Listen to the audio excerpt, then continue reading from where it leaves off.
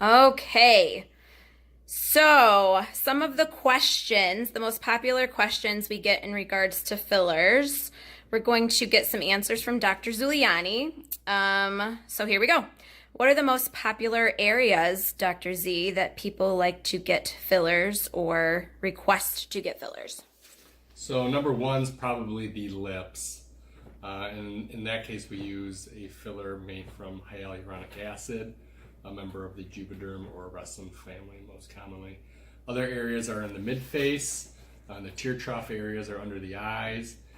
You can get filler in your temples, your jawline, your chin.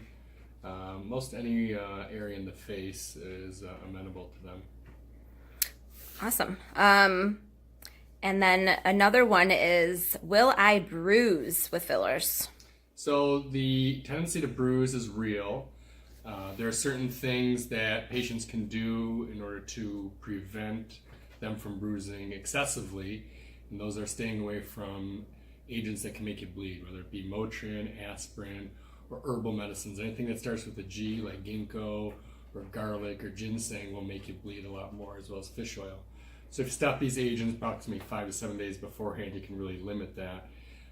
Regardless, there's still a high tendency to bruise, specifically in areas that show the most, and those are either under your eye or in your lip. There are, however, measures that we can take post-treatment using arnica or pads containing arnica and linum to limit the bruising. And then, kind of backing that question up, another popular one we get is, will it hurt to get fillers? So most of the time it doesn't hurt, but everybody has different pain tolerances. When we use filler, we'll clean the area really well, we'll apply a topical numbing agent, and occasionally we'll do nerve blocks. Areas that have a lot of nerve endings, like the lips or under the eye, will tend to use a nerve block. How do you determine what fillers to use in different areas? So there are certain FDA recommendations of where to use the filler, and a lot of times plastic surgeons or dermatologists will use them off-label in different areas. We all do this. It's our job to educate you on which product we're using where.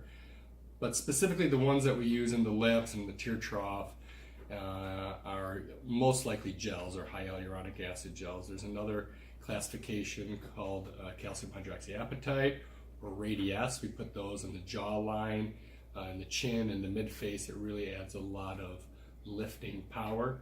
Both now can be dissolved. There's been recent research that shows that Radiesse can even be dissolved with an agent called sodium thiosulfate.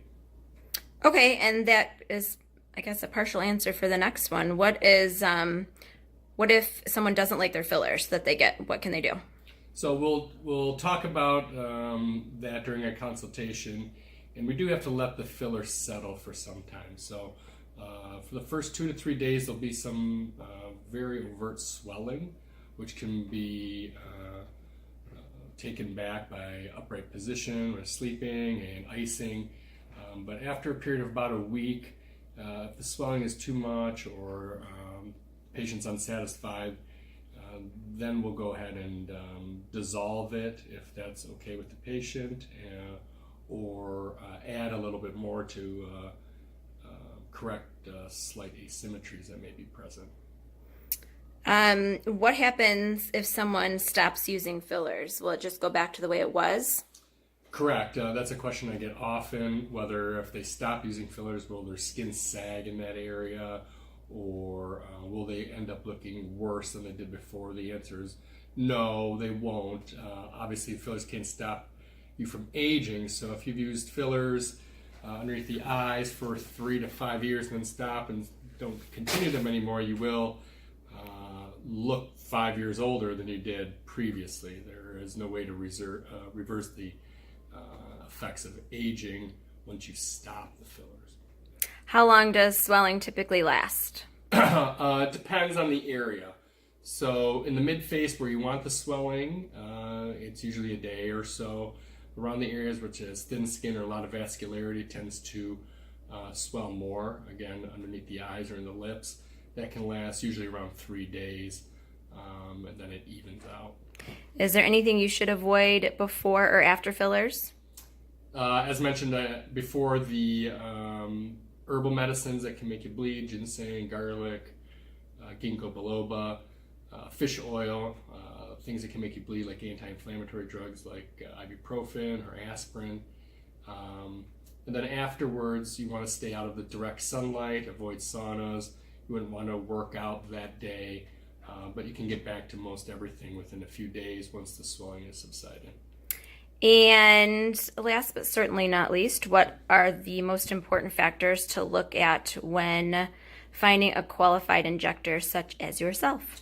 So number one, and which a lot of people do right now, is they get on the internet and they look up skilled providers in their area.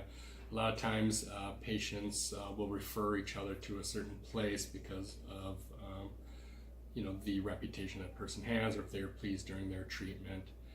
Things to be aware, to be careful of, I should say, is that beware of places that offer deep discounts and that don't have a core provider injecting for them or a staff member from a core provider. So you don't necessarily want somebody who takes off toenails injecting filler into your face. Deep discounts usually means that the place doesn't have a up to par reputation, or they're searching for a client base, or worse off, which I've seen occasionally, is that they're not using products from the United States or real products. So you do have to be aware of fake product, as well as things such as non-medical grade silicone, which I treat quite often from the devastating effects of that.